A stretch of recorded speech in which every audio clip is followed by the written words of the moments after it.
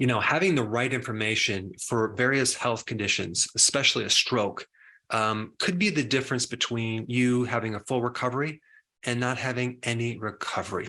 So today I'm going to show you some really important information on what to do if you have a stroke, as far as what nutrient to take, as well as the best nutrient to recover from a stroke if you get one. Now, you have mini strokes and then you have severe strokes. The mini strokes can last anywhere between 15 minutes to 24 hours, and the symptoms are not permanent.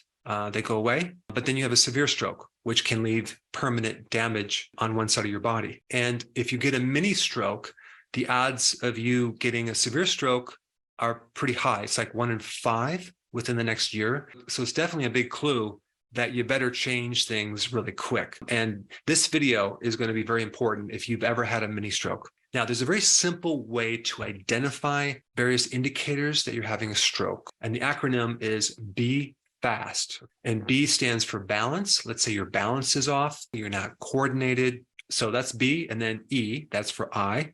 So maybe one of your eyes gets blurry. All right. And F is for face. So one side of your face starts drooping, and you can identify this if you smile. Then you have A for arm. So one of your arms just does not want to go up. And then S for speech. Your speech is a little bit slurred. And then T basically for time, because you want to call an ambulance really fast. There's a certain drug that they can give you if you catch it under 4 hours to help dissolve the clot. So what is this nutrient that's so important? Well, it's a type of vitamin E, but it's not the regular vitamin E that you might have heard of, like tocopherol.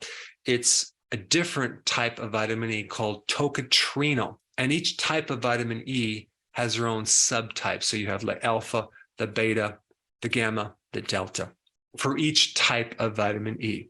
And the alpha tocotrienol is 1,000 times stronger than the alpha tocopherol in protecting the neurodegeneration that occurs from a stroke. And all it takes is extremely small doses to prevent a glutamate-induced brain cell death. So let's say, for example, you start noticing you have a problem with your speech or your arm, or you're getting a stroke, then you'd want to take this tocotrienol immediately to prevent more damage. And whatever it recommends on the directions, I would take probably 4 times that, and I would spread it out through the day.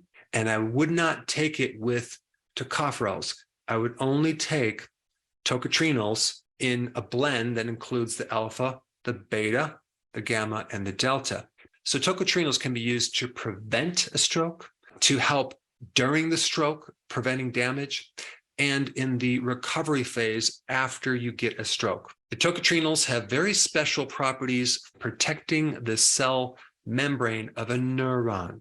So it's also good for other things like Alzheimer's, Parkinson's, dystonia, which is this involuntary movement or twisting motion. It's also very beneficial for ataxia, which is this condition where you are very uncoordinated. Your balance is terrible, and you're falling and you just don't have the balance because there's some type of damage in the back part of the brain called the cerebellum.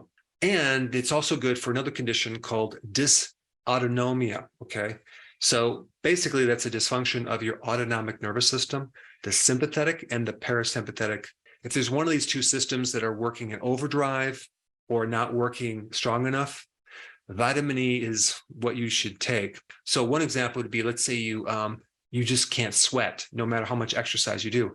Another opposite condition would be you just sweat all the time and you can't control it. That would be an example of dysautonomia. Another condition would be called POTS, okay? That's a condition where you can't even stand up without, passing out. It's a severe problem with the autonomic nervous system. And I've talked about that in a lot of videos.